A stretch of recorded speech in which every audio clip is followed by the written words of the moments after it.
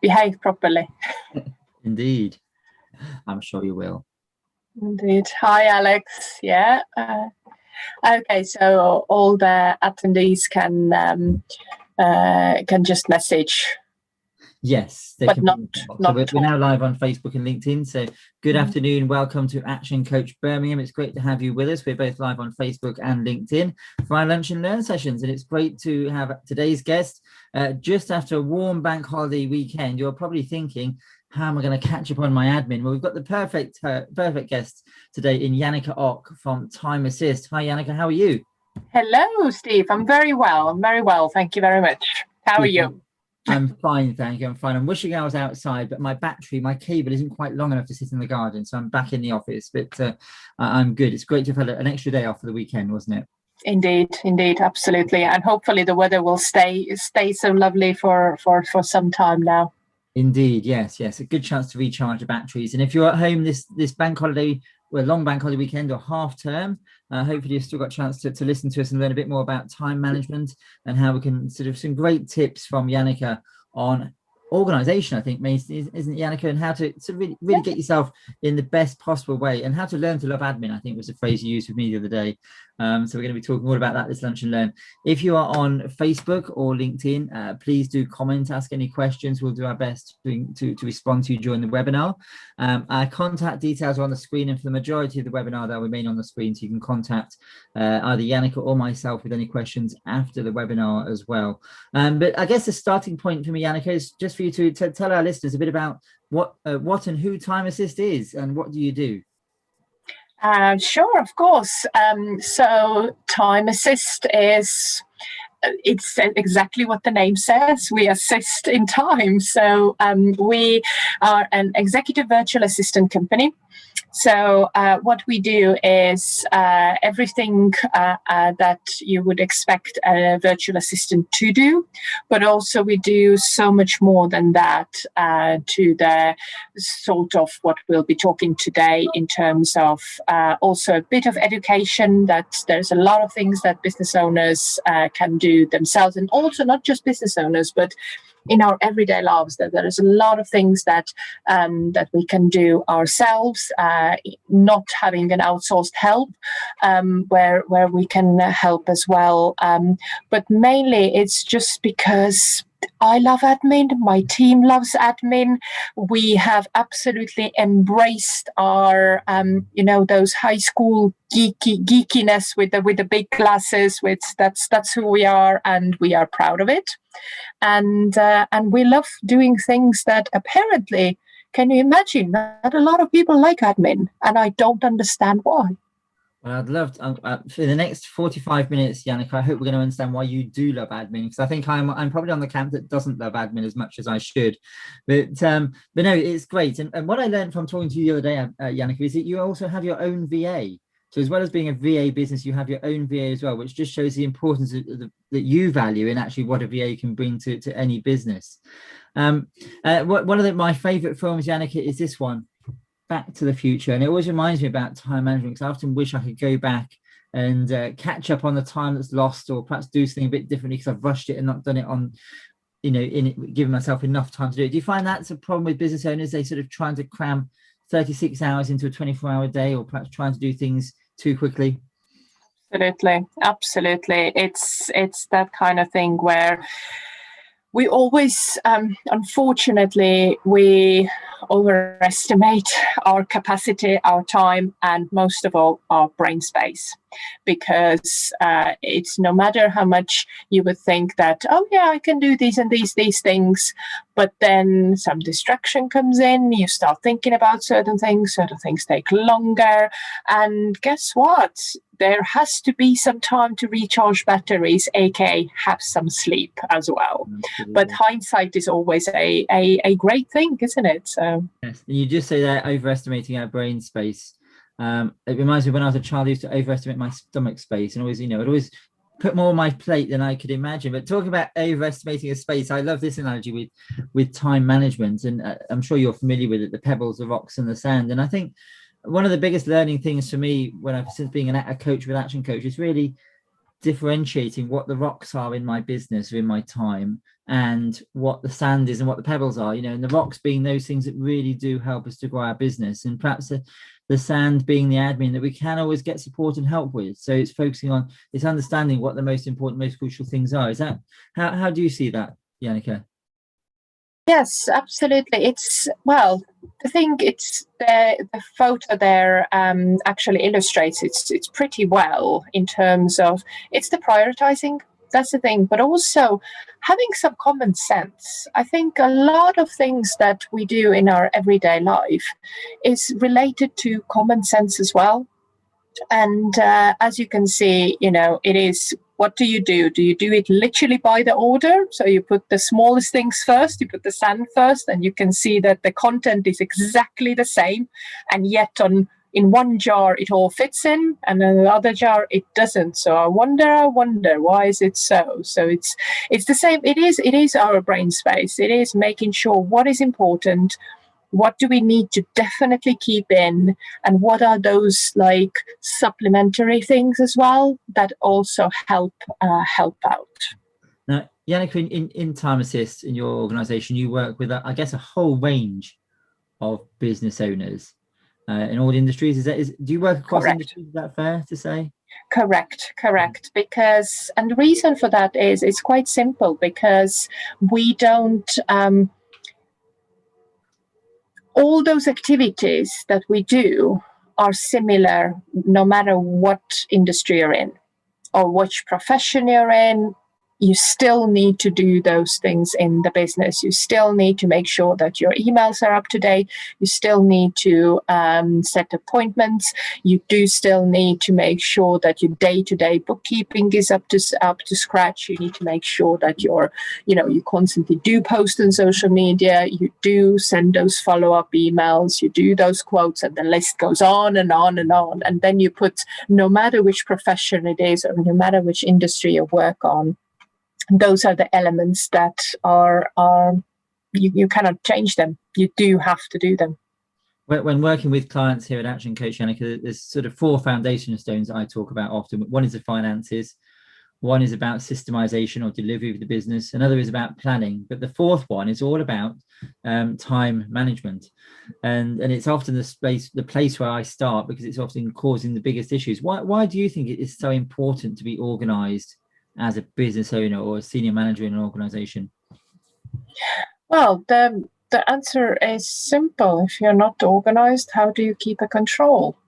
How do you keep a control over your business? How do you know that you're growing? How do you know how your business is doing? How do you know, are you in profit? Are you in loss? Is your business, booming, or is it actually just falling into bits? That's it. It's a control. And if you don't have that control, then find somebody who can provide you with this control or with this information that you need. And as we're starting it, there's as much as you can fit in your brain at any one time. And do you have any great tips for somebody who's sort of really stressed right now, listening to us, thinking, what is the starting point for starting to get some of that control back, Janneke? What would you suggest is the starting point for that? Yeah. So the easiest way to start is literally what you'll do is you write down everything you do in your business. No matter, don't think about, this is a big thing or this is a small thing. Every single thing you do in the business, write it down. Write it down on just a list, and then put a number behind it from 1 to 10, so grade it essentially. So 10 is something that only you can do because of your experience, your practice, your knowledge in your industry, all of that. And 1 is literally anyone can do, no matter who it is. You just walk into through the door and they can do it. So anything below 6, you can outsource. That's it. So you can focus from 7 onwards. These are the things you focus on, and keep your focus there, because this is how you look like, how is your time the best spent. And I guess, Stephen, it's in your profession, that's the main conversation as well, isn't it? Yes, one of the main conversations. I'm smiling, Yannick, because I often talk to my clients about thrills and skills. So what do they enjoy doing, and what do they have the skill set to do? And it's similar to what you said in many ways. You know, if anyone can do it, it doesn't need a specialized skill set. No. And they don't enjoy doing it, then why are they doing it? And that's, you know, a great question, I think, for any business owner, anybody at any level in business. Think about your skills and your thrills in terms of how your time's being spent. And as you've just quite rightly said, Yannick, if you don't enjoy doing it, and you don't, and anyone can do it, then, you know, how can it, you know, can it be outsourced? I think is the question we should be asking ourselves. Absolutely. And the thing is that if you don't enjoy, like with anything, if you don't enjoy it, it seems that it will take ages to get through it. You know, if you remember when you were little and you had to, I personally love broccoli, but I've been told that some kids don't. Be like me with sprouts, Yannick. I love them. Okay. Let's just go with any of disgusting vegetable fill in. Yeah. You know, and it takes ages to get through eating it. You know, you just like, you have to eat it, but it takes ages. And then you get like, you know, majority of kids like ice cream, as I've been told. So once you get an ice cream, it's gone. It's like you get an ice cream and you eat it so quickly because you enjoy it so much. And it's the same with admin, and with, well, not just admin, but with anything. But in this specific context, we're talking about the admin things. So all majority of those things, if you are not an admin enthusiast like myself, you do end up just spending a lot of time. But saying that, Stephen, you mentioned at the start that I have a VA myself as well.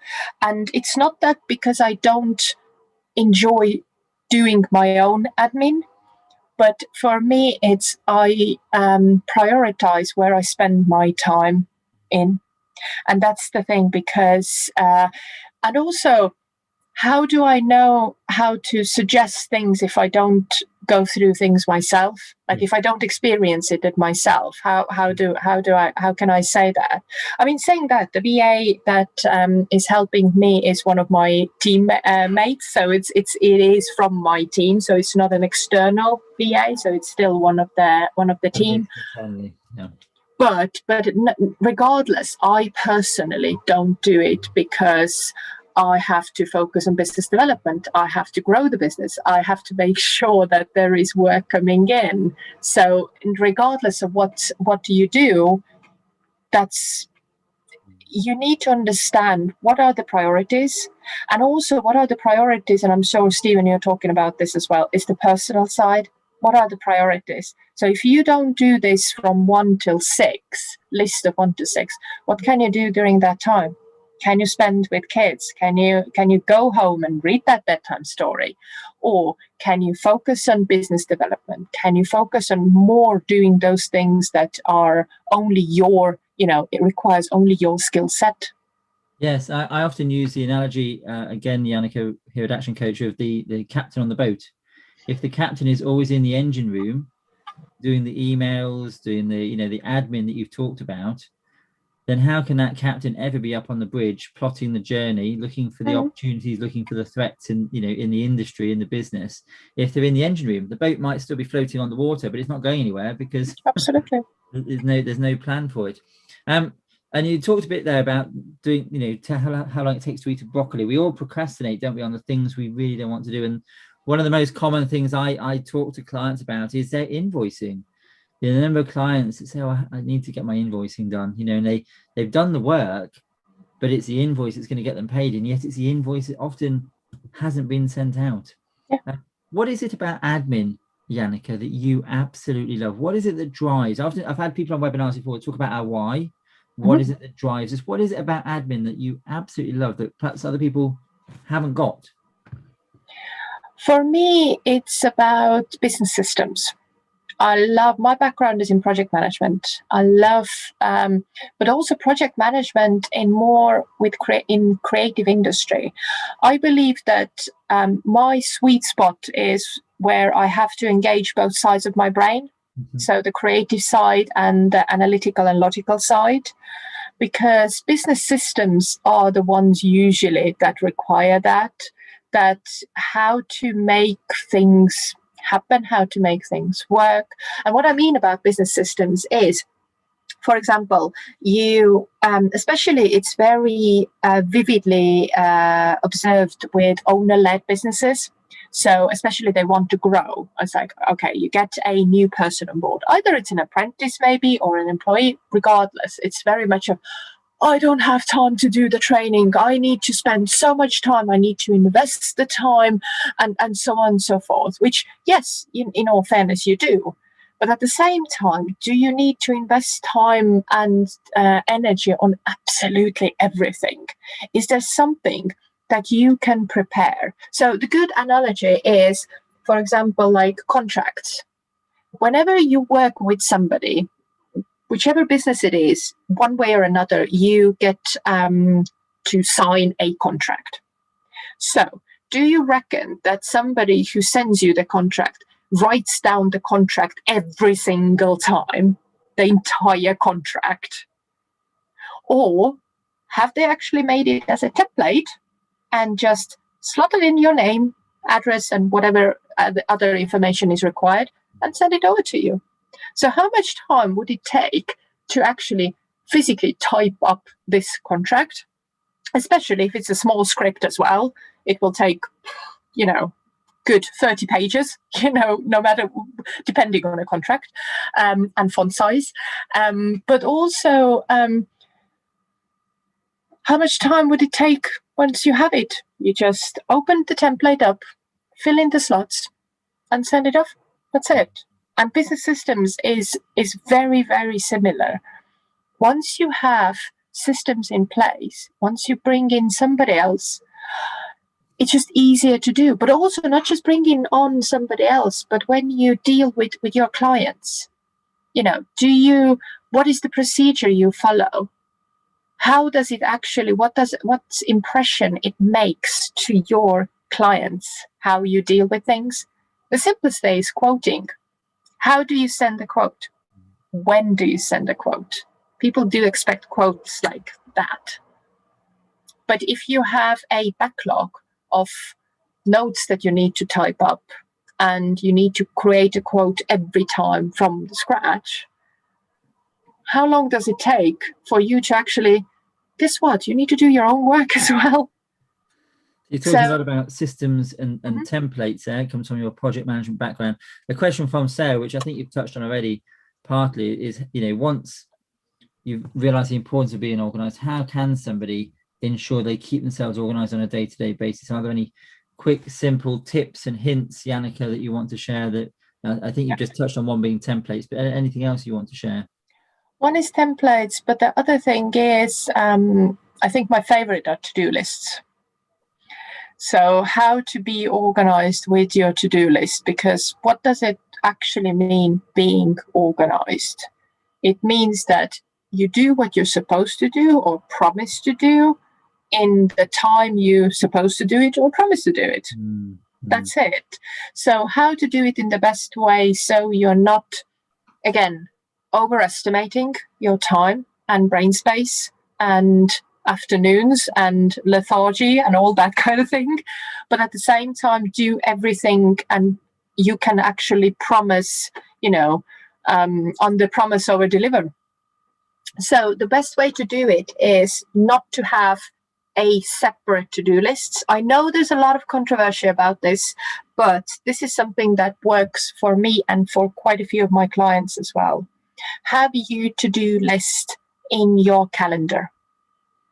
So, and not having a separate to-do list, but actually saying, this action, I will slot it here. It will take me approximately 15 minutes. This will take me approximately 30 minutes. Oh, I have a meeting here. Right, I need to leave about 30 minutes after the meeting, if the meeting is in the Zoom, to follow up after the meeting. If not, slot in the travel time, slot in the commute time, slot in your lunch time, slot in things that you have to do. Oh, I have to pick up my dry cleaning. slot it in, because you don't want to pick it up and then go back and it's like 4:30 and you're like, oh, I have all these lists to do. So essentially put everything in your diary or in your calendar. Mapping out that time is so important. Exactly. And then you know exactly, oh, this section or this client work I can do then, but this one I can do further on. Mm-hmm. There's a lot of time management tools out there, including there's time management coaches as well who are very good at going through to in-depth with that. But overall, what I would say, what has worked for me really well is this way I will not over promise. That's it, and under deliver, because I can always say, okay, I can do this work this time because I know that this is already booked for me. Another thing with to-do list is one of my favorite to-do list is 1, 3, and 5. Oh yes, tell me more. Which is every day. So you can do it either a daily basis, weekly basis, or whichever time slot basis you want it to be. But essentially what it means is you cannot do more things than 5 small things, 3 medium medium things that will take you average time, and 1 big thing. That's it. And whichever thing you don't like doing the best, whichever is your, the broccoli or the whatever the sprout thing was, do that first. I mean, yeah. Brian Tracy has a fabulous book, Eat That Frog. Yes, we talk about frogs all the time here at Action Coach. Eat the frog first thing in the morning. Do it first. Absolutely. Yeah. Then that frog is your sprout or your broccoli. Eat the sprout could be the same phrase, couldn't it? But do that one thing first. Absolutely. Yes, there was something else that was coming to my mind. Oh yes, I was just thinking as you were talking about, planning your time. If you're somebody, and you may well have a view on this as well, Janneke, but if you're somebody who gets to the end of a day or gets to the end of your week still at the moment and thinks, where's it gone? Have you got any great tips about doing time analysis, about understanding your time or mapping your time, Janneke, just to try and understand how it's being used before you even start planning going forwards? I would say be honest with yourself. Mm-hmm.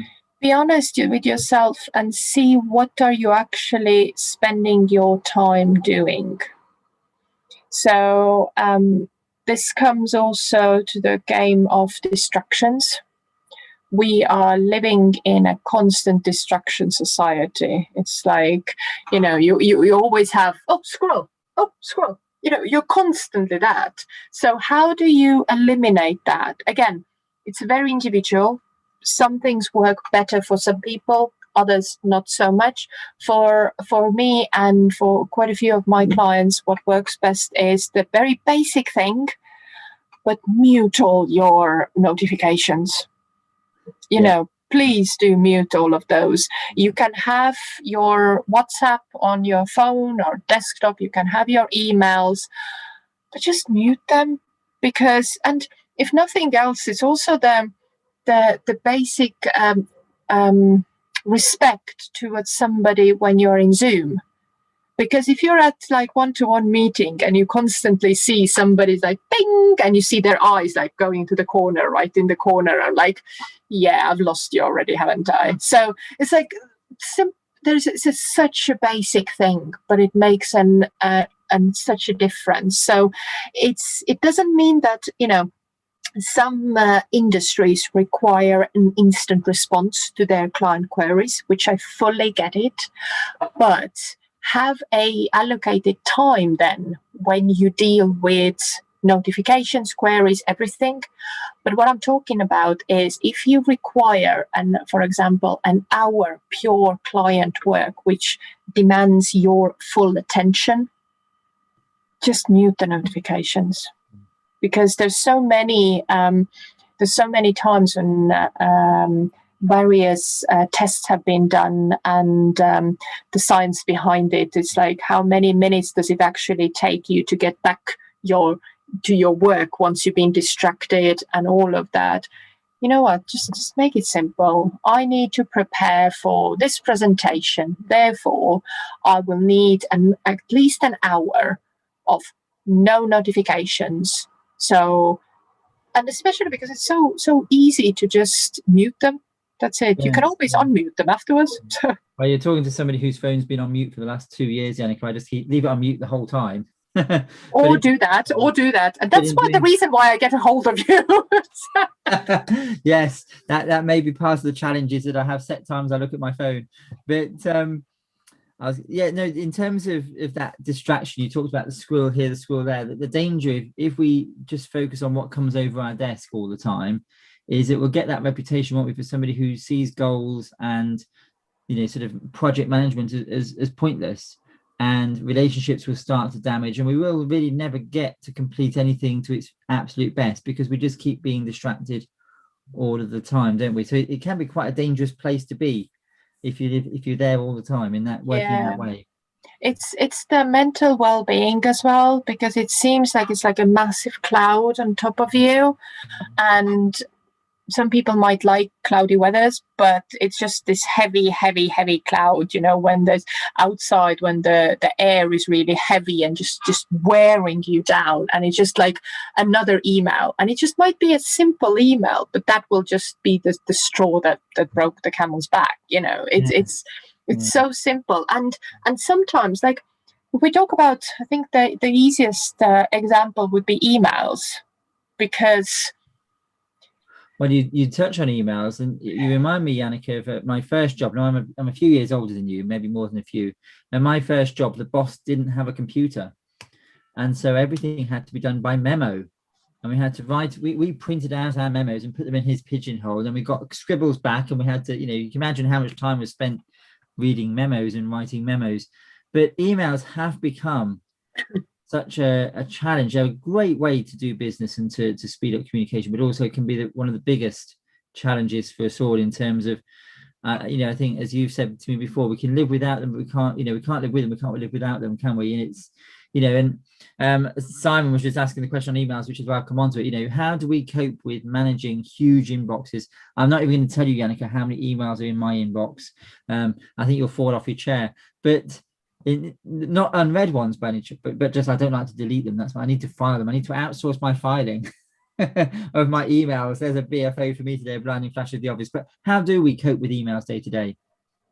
Okay, so I had a recent example of one client who came to me with a request of help with an emails. And initially I thought, okay, so yeah, probably like a couple of hours. What we'll do is like just go through the emails, and just to let everyone know as well, in terms of what do I mean by emails and sorting out emails. It doesn't mean that, like, whoever, if you decide to outsource it, it doesn't mean that the outsourced person will be replying to every single email, because in the end of the day, you need to do your job.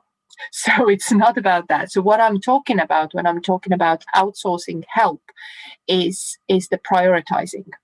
So helping you to understand which emails are the ones, for example, that you need to respond right away, and which not. However, if you're doing it yourself and you're in the position where you have a lot of unread emails, have a think about time as well, in terms of when they were received. If they're unread, are they relevant at this precise moment? So the client I mentioned recently came to me with, and I logged on to their inbox, opened the inbox, over 46,000 unread emails. Wow. So yeah, Stephen, I really hope that your inbox is not that. Well, dare I say, there are 24,000 emails in the inbox, but they're not. They're all read. They're all read. That's fine. That's fine. my challenge is actually dealing with the read ones and filing them away into files, and sort of that's my. I'll be talking to you about that another time, Yannicka. Absolutely. Well, what I did with this client is that, first of all, because some of the emails, well, majority of the emails they started in 2016. So I bet they're not that relevant. So we agreed with the client that because it was not actually, it wasn't that recent ago, it was just a couple of months ago. But what we agreed, that the client was saying to me, like, anything before February 2021, I don't need to deal with.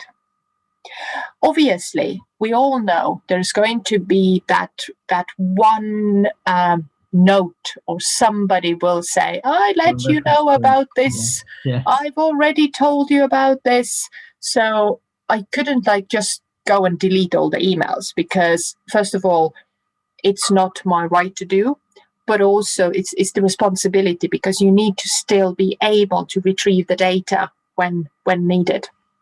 So what I did is, with the first, so 2016, 17, 18, 19, I just put all the emails, marked them as read, and just put them into folders of the years. So they're just purely year. And then 2020, what I did is I did them in quarters. And 2021, I already did the folders. So I actually created, so I went through the emails and created the folders as of the topic of the emails.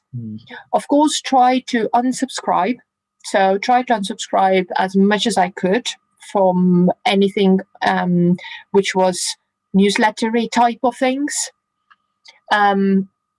Because if you haven't read them so far, the chances are you're not going to read them again. Indeed. So it's this unsubscription, which does take time, but what it means is, going forward, there will not be so many of those spam emails. Yeah. Then sorting out the basic ones. So anything finance related, anything HR related, anything or the team related, anything legal related. So just put them in the folders. So they're there, and always, so the client can always find them via search. If there's anything someone reminds, saying, did you see this email back in 2017 January that we needed to deal with? So it's there. Yeah. And the main thing is, it's this magic unread email number, which really, really, affects people. At least it really affects me. So I can't have any unread by the end of the day. I need to have looked at them all.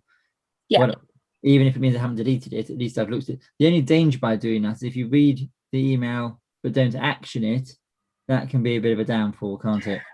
That's the thing. So with some clients, what we do is we have agreed in advance. So either we leave them like unread, either we star them, like Gmail offers this facility that you can star emails, or you can label them.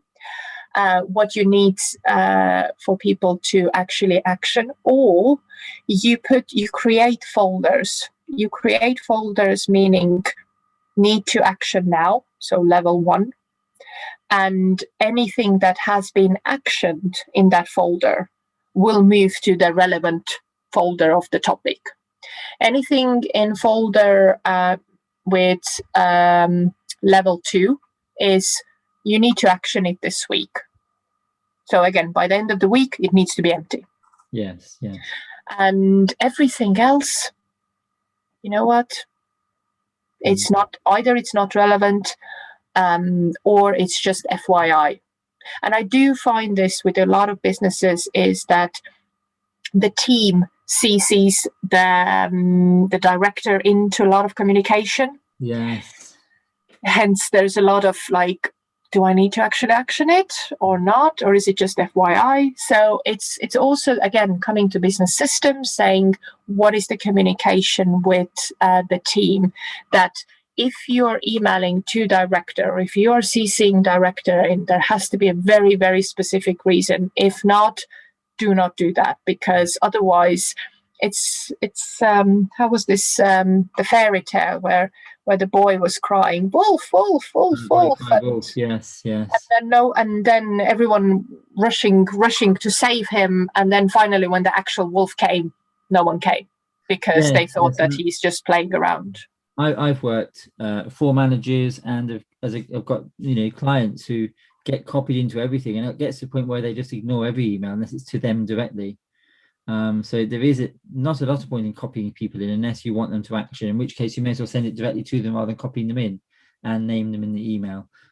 So I completely agree with that, because otherwise it becomes pointless when you get, I know some of my clients have, 50, 60 emails in a day coming through.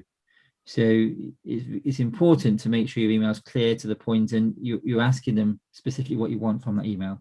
Yeah, absolutely. I also have clients, Janneke, who have set times to respond to email, and they have an out of office. Do you find that works for you? Yes and no. Yes and no. Sides, then. Give us both sides. I would say it's again, it depends on the industry as well. So it depends on what industry you're in, and if there is or then again, what's the system? So if you as a business owner, do you need to be involved in every sales message, for example, or you have an actual sales inbox, which are the sales messages go in, and there's somebody else looking after that. So it depends on the structure.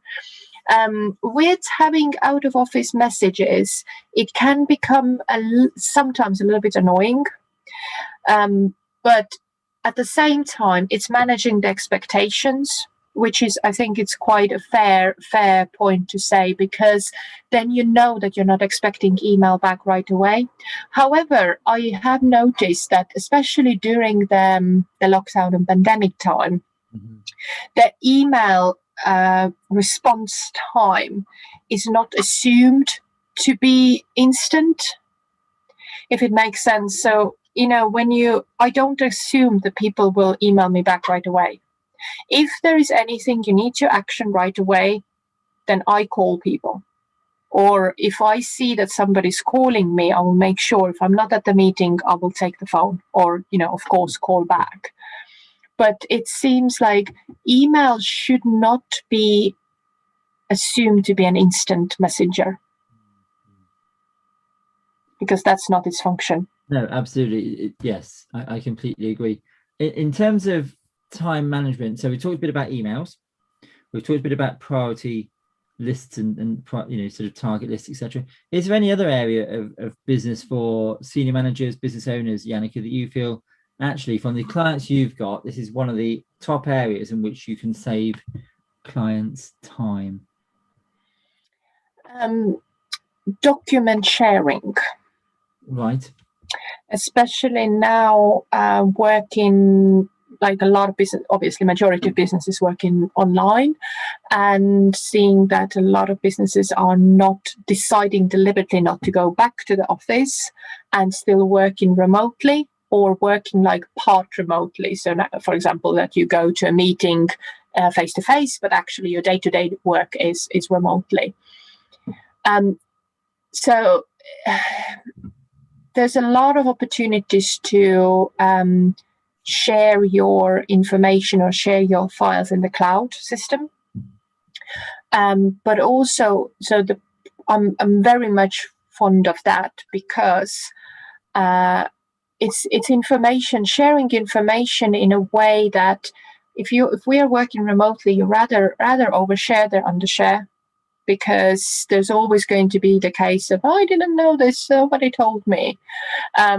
So if you have a cloud space where everyone have access to the documents, then no matter what you do, it's always there. So even if you have somebody who you cannot respond to you, or is off sick and not being able to physically work, you always have access to that. But at the same time, you don't need to always send files, because that's also something is my bugbear. It's like, do not send me anything. Just tell me where it is. Like, making a mental note now, Janneke, not to send Janneke anything. Don't to send me anything. In terms of internal, yes. Don't share. It's like, again, I've shared this file with you, and it's just afterwards, and it's like, yeah, great, but where is it? Don't share the file, share the access to it. Exactly. Yeah, keep it stored in the cloud and share access. Because the other great thing I found with that, Janneke, is that myself and a colleague can both be working on that file at the same time. So, Exactly. within reason, you can both be updating various tabs in an Excel spreadsheet, or you Yeah. can both be viewing a document at the same time. So it can save time and Absolutely. work. And also the work, but also the information. It's like, I got this information from this spreadsheet, and it's like, oh, I looked at the same spreadsheet and I got completely different information. So yeah, if you use the cloud services, whichever service you want to use, it's very much, again, preference, depending on the preference. It does speed up the process, so you don't have to send the files internally. So I've amended this, here you go. Oh, I've amended this, here you go, and just going back and forth. So, and this comes, well, I guess it's just the timely thing. So it's not going to be the slips in the pigeonhole anymore. Absolutely, that does So, take me back. And the one thing I love about time, and the biggest BFO, blinding flash of the obvious for me here at Action Coach, Janneke, is time is a great leveler, isn't it? You and I both woke up this morning, different parts of the country, but facing the same day with the same opportunity in terms of time availability to both of us. absolutely. How we use that time is down to you and I. And how, I think for me, the biggest wake-up call for me a couple of years ago was how I valued time. Now, as much as I love you, Janneke, I wouldn't come and give you a wad of £50 notes and say, here you are, have this, no questions asked. And yet in the past, I have been guilty of saying, here you are, Janneke, have two, not to you personally, but here you are, have 2 hours of my time, no questions asked. We give time away, or I've been guilty of myself, giving time away so freely and so liberally without putting a value on it for me, myself, and for my family. And I think for many business owners, we are keen to grow our business and we are keen to get everything done, and we don't value time in the way that perhaps it should do. And that's where some, other people such as yourselves outsourcing can help us really value our time and claw some of that back. Absolutely, fully agree. I just had, just before the lunch and learn, I just had a one-to-one with somebody who asked me about networking. And we all know how time consuming it can be. So I would say with anything work related, and I'm just leaving this, like, the personal side out of it, because what do you do with your personal time is your preference and all that. But with your work, I would always ask, why am I doing this? What am I getting out of it? Yes. What is the reason? What is the reason? Like, for example, obviously we're talking here. What is the reason for me to spend a time with you, Stephen, for an hour, which I love doing anyway? But what is the reason for me to do this? Talk is very much of, I want to share some things that people can do themselves, just because I see the frustration in so many business owners and so many people, in terms of things which are very easily that you can address yourself. You can actually do these things yourself. You don't need to have an outsourced a supplier for that. But it's this frustration and just giving some tips and information. If I can say that, I help somebody to just save an hour of their time, and so they could actually go and walk with their kid in a park with such a lovely weather. That's work well done. So absolutely, it is just about valuing our time. And I often say to my clients, when they talk about some of the work they're doing day to day, I say, well, how much would you pay an administrator to do that? And yet you're effectively paying yourself. You're doing it yourself. How much would you expect if you walked into another organization tomorrow, Janneke? How much would you expect to command in terms of salary and remuneration? And think about that when you're planning your day and looking at the tasks you have in your diary. So I think there's some great food for thought there for all of us, including myself. None of us are perfect. We all struggle, I think, at times with time management, with prioritization, with clearly I've talked to and divulged about my email management. None of us is perfect. And I think if we strive for perfection, we'll never get there. But it's just about how we can help ourselves on the way and reach out to other people who can help us on our journey as business owners. Just one last question for you, Janneke, before we wrap up. In terms of, when is it the right time to outsource to another organization? Is there a good time to sort of pick up the phone and talk to somebody like yourself? When is the best time to do that in terms of time, not necessarily time of the day, but in terms of process? Is it best to start sorting your emails first so they look respectable before I speak to you, Janneke? Or is it best to just divulge everything that I need help with? What stage do you like to come in and support people? I would say now, regardless of what stage you are in the business, have the conversation. Have the conversation, because there are certain things that where Time Assist can help in terms of just giving some tips and advice, what you can put in place in your business if you're just starting.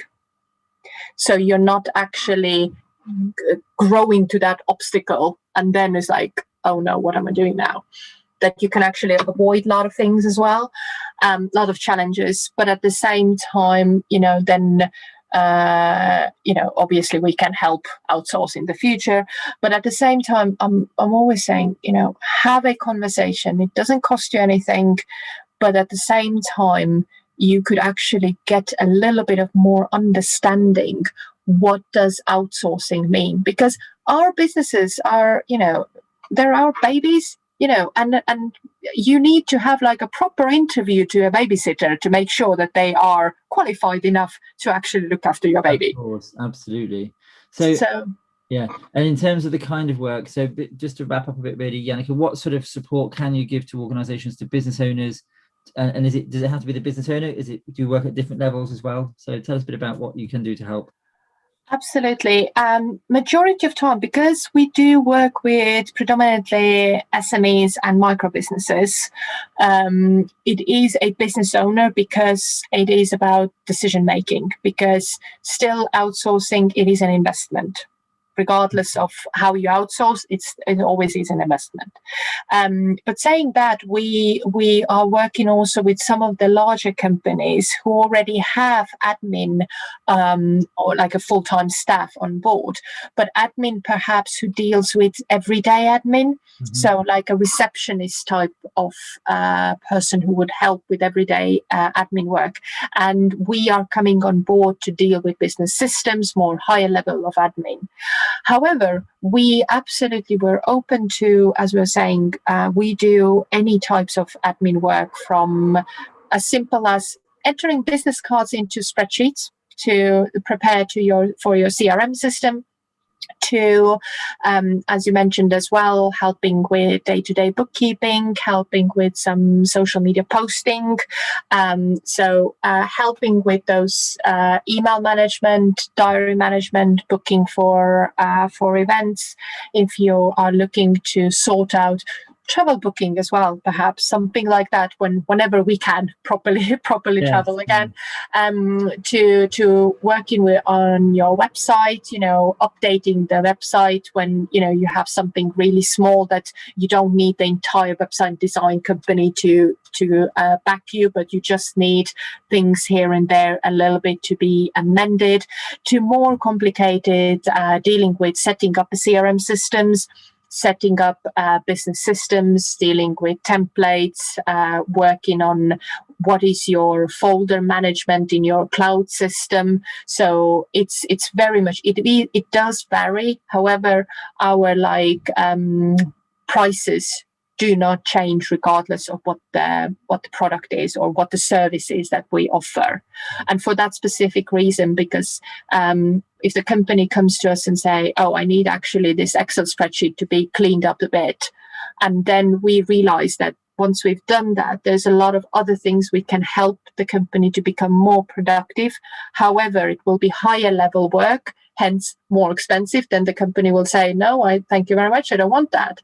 So because our work is quite fluid in terms of that it can change over time, because once we get to know the company more, the company gets to know us and understand where we can actually help, it will add more value to the business. So absolutely. So it's helping build a business to where it needs to be. Absolutely. And I think I completely agree with what you said earlier on. I remember, again, a manager said to me once, don't mind you making mistakes, but never surprise me. Always be upfront. And I think that's about, about admin. It's better to have that early conversation, as bad as things may be, or as good as things may be, but let's have an early conversation and see how you can add value and add support to a business owner.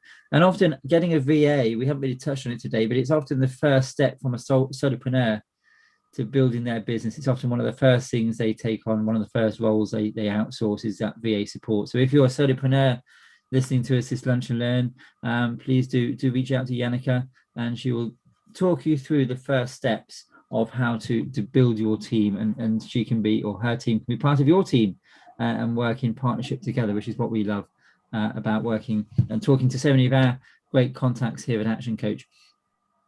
Janneke, in terms of that first step, is that just a phone call to you initially, or LinkedIn? On LinkedIn? I would say it's probably LinkedIn or email, because there's no phone number there. So I just realized that there's no phone number there. I wasn't sure whether to publicize your mobile or not, so I didn't put it on the screen, but that's entirely up to you. That's work mobiles, that's what they're for. But absolutely, I mean, all the contact details and all the information about the list of services, the list of pricing, everything is on website. We're trying to be very open and upfront with all our also terms and conditions. They're all there.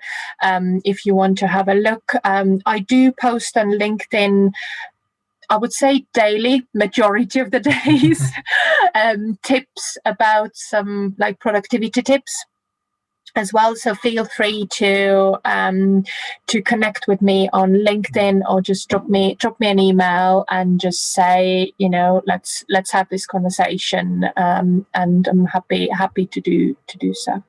And the reason, Janneke, you can post on LinkedIn most days is because you've built your to-do list into your diary. So you've got the time allocated to do it every single day. I actually have an absolutely amazing teammate who does it. Oh, well, there we go. Who knows the business in and out, and hence posts as well. So therefore, this is all about how to make your admin work better.